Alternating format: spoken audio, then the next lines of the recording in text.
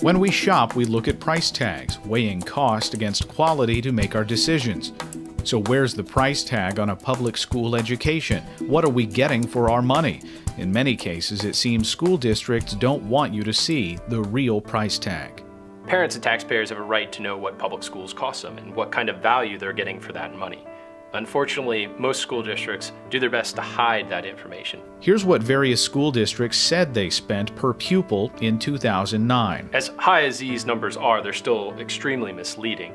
School districts often leave out major expenses like capital costs for new buildings, health and retirement benefits for their own employees, their own debt payments.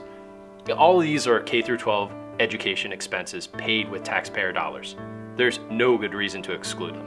Private schools tell parents how much they'll have to pay for a child's education. Public schools should do the same for taxpayers. In order to get the true cost of an education, you need to add in all the expenses school districts typically leave out. Houston School District offers a pretty straightforward example of how districts obscure school spending from parents and taxpayers. Houston's stated per pupil spending comes from the general fund alone. That excludes 16 other education funds, from debt service payments and capital expenses to health insurance and athletics.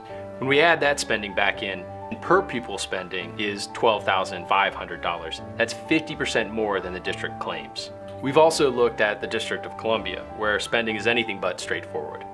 DC doesn't even publish a per pupil spending figure. It took dozens of phone calls and emails over the course of a month to get an official figure. They say they spend about $17,500. All capital expenditures are excluded from that figure, as if children don't need classrooms and buildings to learn it. When you add that, along with all the other education items, back into the budget, you get $28,000 per student.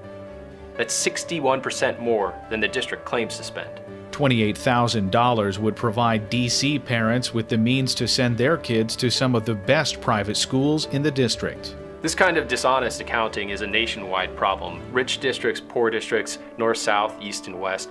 In every single one of the 18 districts we looked at, we found discrepancies. In most, it was a huge gap.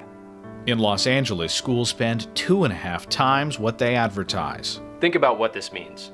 Prices are supposed to steer resources in the economy, and yet taxpayers and parents have a very difficult time discovering the most basic fact about public education: the cost. It's impossible to have an honest debate about education policy if the public schools can't be straightforward about their spending.